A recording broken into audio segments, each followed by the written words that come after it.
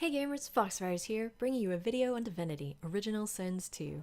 A lot of gamers are loving this game, so I've put together a video of 7 tips for new players and veterans alike to help you on your journey.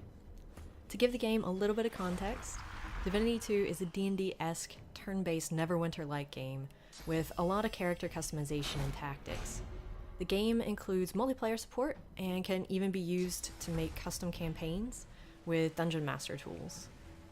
If you're like me, when you want to enjoy a new single-player game, you want to sit down, ignore all the guides, walkthroughs, FAQs, wikis, and just play the game. You want to become immersed, especially since many of those guides can give you unnecessary spoilers. At the same time, you don't want to have to restart because you feel like you messed up somewhere. So this video contains spoiler-free tips.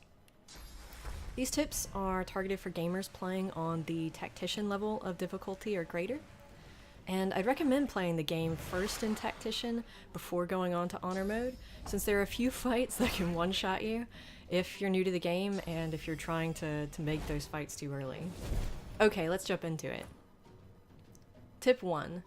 When you arrive at Fort Joy, save. Find all your companions that you want before you get into any other fights. If you find yourself in a fight, reload, go around. Most of them can be found just chilling somewhere in Fort Joy, and you can set them to be whatever class you want when you recruit them. Gathering your party first will save you from having to pop consumables for being undermanned. Tip 2. Gauntlets of Teleportation. Get them. They can be found near crocodiles northwest of the fort. You can get a quest for them or not, doesn't matter, just get them. These gauntlets rock. The spell itself rocks. You can highlight all containers that you can see. This doesn't work for piles of bodies. You can teleport containers to you, teleport your allies across walls or up on ledges or on unreachable islands. You can teleport enemy melee away from your squishies. You can teleport enemy melee really far away so that they take 4 turns walking around stairs. You can teleport enemy squishies to you to be hugged to death. The possibilities are endless. I'd love to hear your creative ideas that have worked out for you. Tip 3. Almost every NPC has some quest or something to give, some way of interacting with you, so don't instantly kill them. This is especially critical for skill vendors. Make note of who sells what books and keep those people alive.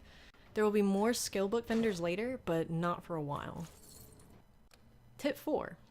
After your business is done with an NPC, let the sin begin. They are loot piñatas. I'm not saying kill everyone, but they are piñatas. Doing this in D&D usually brings the wrath of the Dungeon Master, but here you can get away with it if that's how you want to roll. A word of caution is to, again, generally avoid killing those skill book vendors, especially if you're in Act 1, but if you're almost done with an area or find new skill vendors, go for it. You will get more skill book vendors in Act 2, etc. Another word of warning, be careful about selling items to an NPC that you want to turn around and kill. They have a drop table of like 6 to 8 items, so if you sell junk to them and then you kill them, you might just end up getting back the junk you sold to them as your loot. Tip 5. At the end of Act 1, you'll get infinite free respects, so don't fret over your build. You keep all your learned skills when you do this. You just won't be able to use them if you don't meet the requirements. Tip 6. Civilian talents only work on that character. So your highest character with Lucky Find should open all your boxes. Your highest character Barter should do all the selling, etc. They do let you use lore from anyone's backpack though. Tip 7. Okay. What do you do if you're having trouble in combat? Use CC. Knockdown is absolutely your friend. Get healing and armor up abilities on all of your characters. The Wayfarer companion gets a really good crossbow, like really good. Put him up on high ground and then 2-shot things. You get 4 AP per turn. Don't feel like you have to spend all of them. Most of the time, if you're melee, it's better to wait for them to spend their AP traveling to your front line, so that then you can spend all of your AP attacking them. This also means range and support benefit more from initiative than melee. Melee are better at ganging up on the enemy's rushers.